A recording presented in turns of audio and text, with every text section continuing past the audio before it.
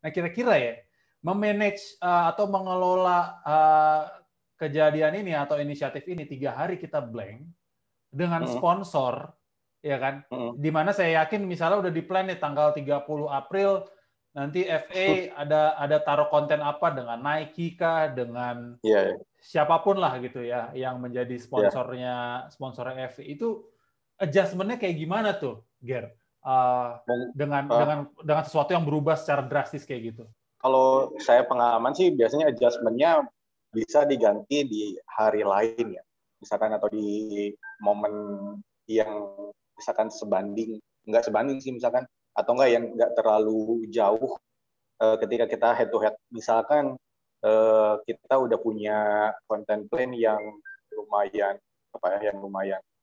berat gitu, misalkan untuk pertandingan MU lawan Liverpool gitu. Ternyata ada acara gini gitu. Ya mungkin kita bisa berkomunikasi sama sponsornya, kita kasih di hari lain gitu dengan pertandingan yang nggak kalah prestisiousnya gitu. Misalkan minggu selanjutnya ada Chelsea City gitu, yang itu championship match juga, misalkan City bisa juara gitu kalau ngalahin Chelsea atau gimana gitu. Jadi memang adjustment-nya atau enggak ada lobby itu nih untuk mengganti kekosongan di hari yang ketika boykot gitu. Ya. Jadi harus apa ya?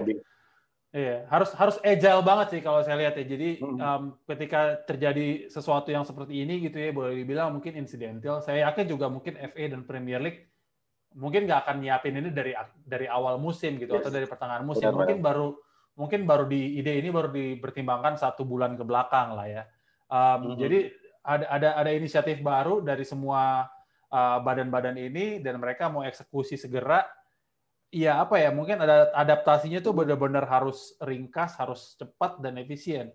Dan saya rasa juga gini sih, menurut saya sih bukan nggak mungkin setelah 3 hari atau 4 hari ini mereka hilang dari sosial media, dari situ gencar tuh.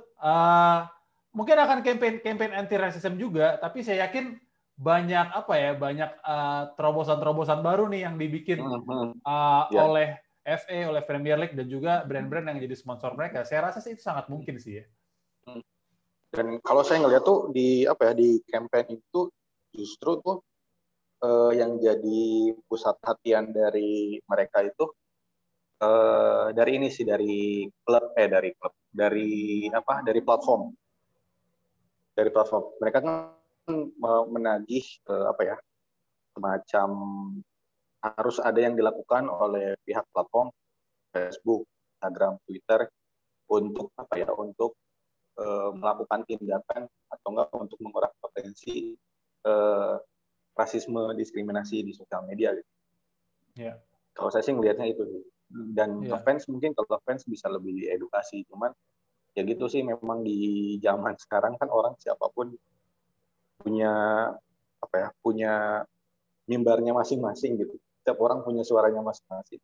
Dan mereka bisa melakukan itu dengan menutupi muka mereka gitu, dengan anonim dengan apa gitu. Itu sih yang memang berbahaya, dan itu harus memang dari platformnya sendiri sih.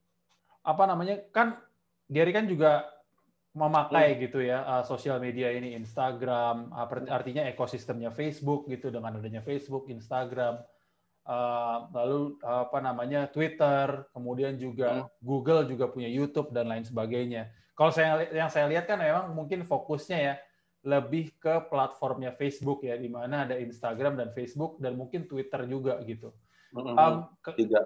Dari pengalaman Mas Gary nih ya, melihat bagaimana perusahaan-perusahaan big tech ini bekerja ya, kira-kira respon mereka bakal kayak gimana ya? Ada aksi yang menurut saya bakal signifikan, terutama di sektor olahraga nih di Inggris.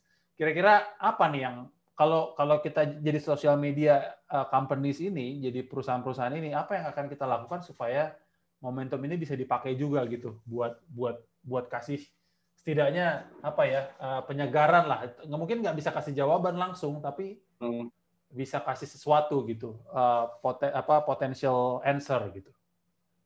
Kalau menurut saya sih lebih ke sistem ketika login atau ketika seseorang sign up tuh benar-benar harus orang itu yang bikin sendiri gitu. Nggak satu orang bisa punya banyak akun, ternak akun dan lain-lain gitu.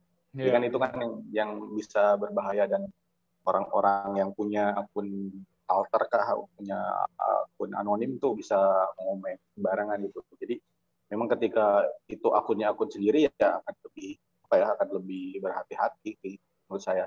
Dan kalau misalkan dilihat gitu ya dari kasus-kasus rasialisme di sosial media, kebanyakan akun-akun yang yang fotonya tuh foto pemain bola atau foto nggak jelas atau kayak gitu kan, memang seperti itu. Dan ini pun yang kemarin postingnya masih dikit gitu-gitu ya.